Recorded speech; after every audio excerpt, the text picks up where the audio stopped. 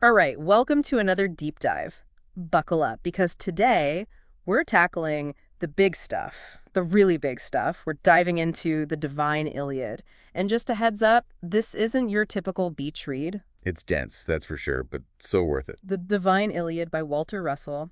We're exploring excerpts, obviously, but even those are packed with, well, let's just say some mind-bending ideas about God, the universe, and, us. What's interesting about Russell is that, well, he wasn't just a philosopher sitting in an ivory tower. This guy, he was a painter, a sculptor, a musician.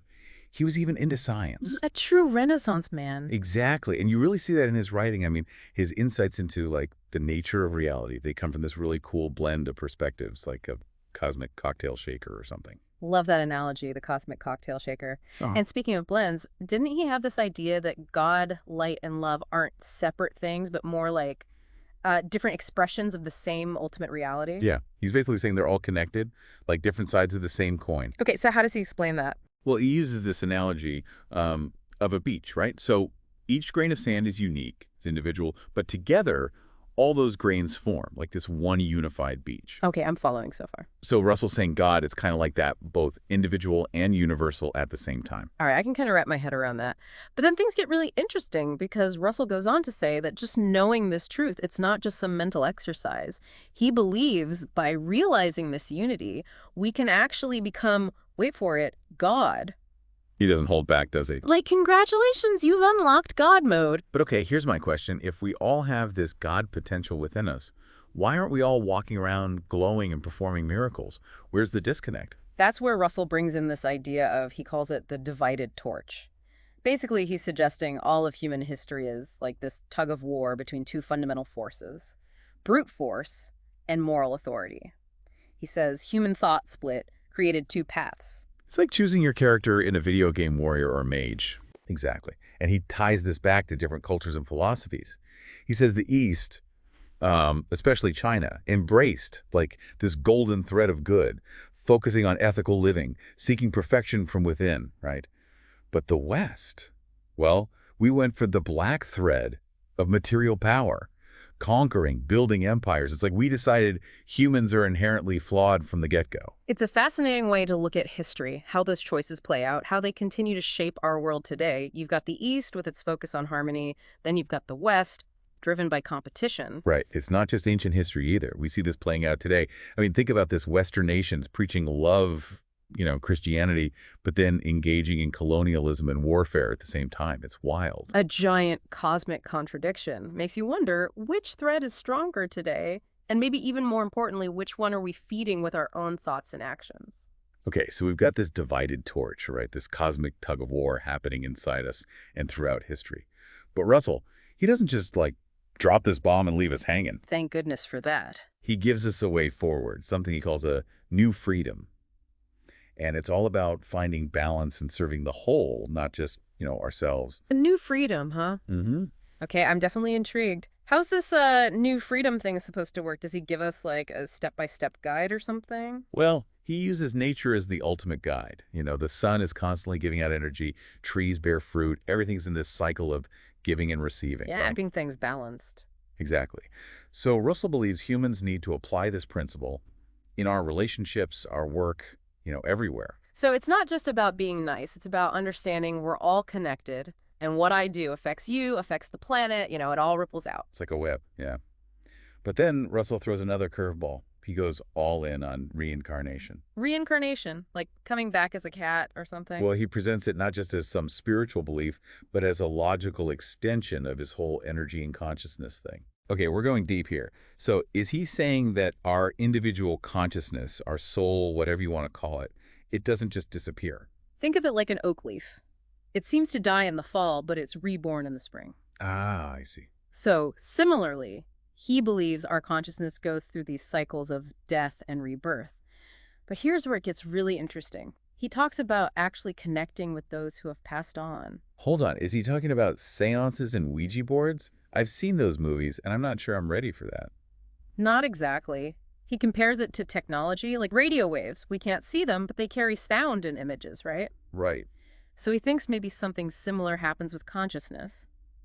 we might be able to tune in to the soul recordings of those who've moved on. Wow, that's pretty mind-blowing. Like death isn't a wall, but maybe more of a frequency change, a different channel. It's a beautiful way to look at it, right? Yeah. And he suggests that as humans evolve, we might be able to pick up on these subtle energies more easily. So death, as we understand it, could just be like a limitation of our current perception, comforting and terrifying at the same time. That's Russell for you, always pushing the boundaries. Sure. But remember, he ties all of this back to the one mind, that universal consciousness. As we become more aware of that connection, we might experience death totally differently, more like a transition. And this leads to another powerful concept, the mind's ability to heal. Okay, hold up. We've gone from becoming God to chatting with the dead to self-healing. My head is spinning. It's a lot, I know. But Russell believed that aligning with that divine mind, with universal love, allows us to tap into incredible healing power. So not ignoring pain or pretending illness doesn't exist, but shifting our consciousness to a place where healing can happen. Yeah, he talks about toxic emotions like anger, fear, and grief.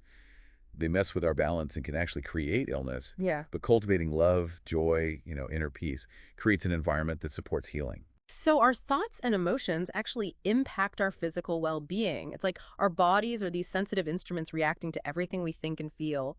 He calls it toxemia of unbalance. It's like those negative emotions are literally toxins in our system.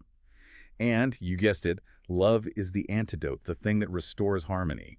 Okay, it's all starting to click. The divided torch, the new freedom, reincarnation, even all pointing to this idea that love is the ultimate healing force. It's not just some fluffy emotion, it's like a fundamental energy. Whew. So we've been on quite a journey through Walter Russell's cosmic playground, right? Becoming God, chatting with the dead, self-healing. It's a lot to process. Yeah, Russell doesn't mess around. He throws out some big, challenging ideas. But that's what makes his work so fascinating, right? There's always more to uncover, more to think about. One thing I'm still kind of wrestling with is his view of God. He kind of blurs the lines between God and humanity in a way that might make some people uncomfortable. He definitely challenges those traditional religious ideas.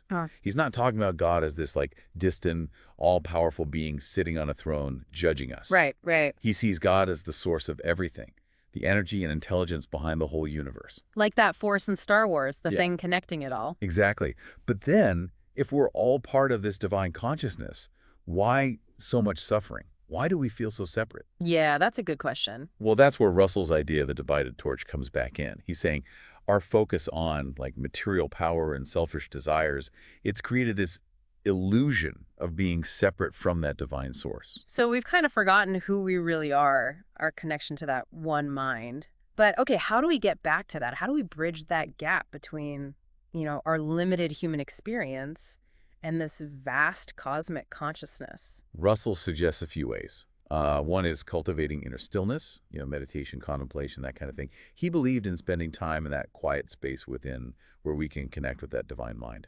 Tuning out the external noise and tuning into that like subtle inner frequency. Exactly. He thought by doing that, we could access a deeper level of awareness Right. and reconnect with that source. And remember, balanced interchange. Giving and receiving equally, he thought that was crucial too. Creating that circuit, letting that divine energy flow through. Right. It's not just about being good, it's about understanding that we're all interconnected. And what we do matters, not just for us, but for everything. Like that saying, we're all drops in the ocean, but what is the ocean but a multitude of drops? Love it. Okay, last mind bender for today. The idea that our minds can shape reality. Ah, yes. He talks about the human body being like this electric record of thought. Now, he's not saying we can magically make anything happen just by thinking about it. Right. But he does believe our thoughts and emotions have a huge impact on how we experience reality. So it's not about denying challenges or difficulties, but realizing we have a choice in how we respond to them. Our thoughts shape our perceptions, which influence our actions, and ultimately create our reality, right? Powerful stuff, right? And it all circles back to that idea of personal responsibility. If our thoughts can shape our reality, then we better choose thoughts aligned with love, with harmony, with, the greater good. This has been amazing. I feel like I have a whole new perspective now. And this is just scratching the surface of Walter Russell. The Divine Iliad is a book to really spend time with, to contemplate, to explore, keep questioning, keep reflecting, and keep diving deeper into these mysteries. So, if our thoughts shape reality, what kind of world are we creating? How can we each contribute to more balance, more harmony, more love in the universe? Until next time, keep those deep dives going.